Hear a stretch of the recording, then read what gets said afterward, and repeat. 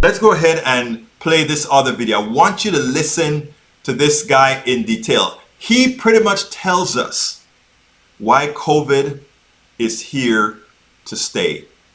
And it has little to do with science.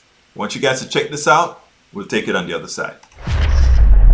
The testing is still such a big issue, and this is something the Biden administration promised from the get-go. They were going to get testing up to speed, and yet it hasn't been up to speed. It's not up to speed, maybe because vaccinations were ongoing, and it seemed like the waves were under control. That being said, it's still not there. So what's going on with these at-home tests? Why can you get them all over the world in bulk, and you can't get them here?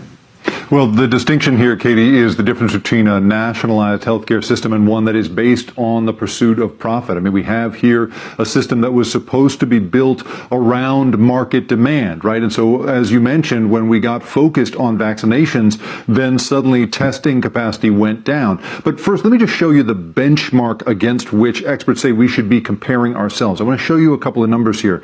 At the beginning of the pandemic, experts basically said we are going to need 20 million daily tests in order to remobilize the economy. That's about a sixth of the nation on a daily basis. But even at the very peak of testing, when we were flat out a year ago, we only really got to about 2.2 million a day. Right now, we're looking at an average of about 1.5 million a day, just a small fraction of that benchmark number. And so how are we going to fill that gap? Well, some people are hoping that the 11 makers of at-home tests plus the private providers of lab tests might be able to fill the gap, but they are also flat out right now. We spoke to the operations manager of one such company yesterday. Here's what he had to say about the flood they are seeing. 2-3 weeks ago, across the board, we were collecting about 30,000 COVID tests per day. Today, we actually just finished our day with over 120,000 samples collected across the nation. We're seeing sample increases of about 300% in Florida, Texas seeing about 400%, Southern California seeing about 350% increases from last week alone. So definitely seeing a big increase in sample volume.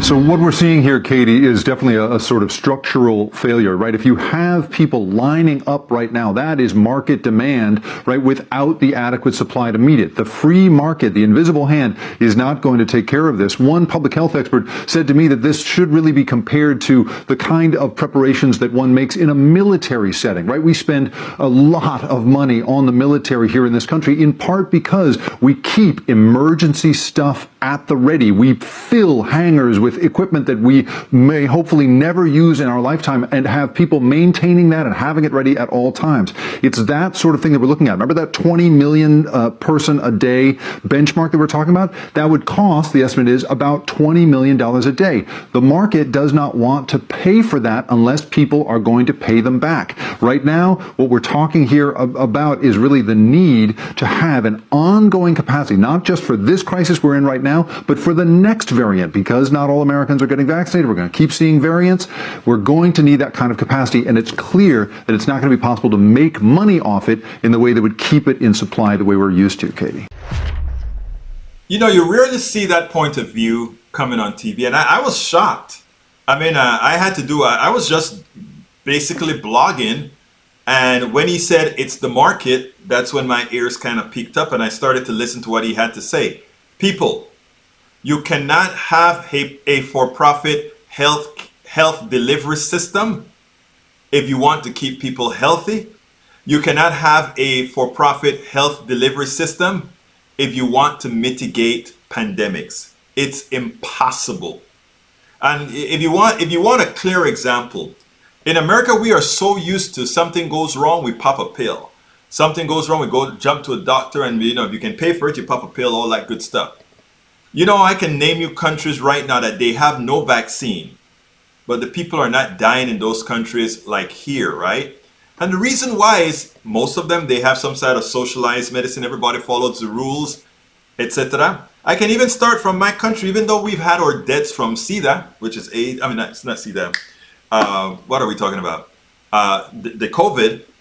It has not reached the rates that we've seen in other places, right? Again, if you take a look at some of the places, if you want a direct correlation with health, take a look at for-profit health and you see what we're talking about. we spend a lot of time deconstructing the news, trying to parse it into a form that everybody can understand. We try to find those little nitpicks where it flies above the fray, etc.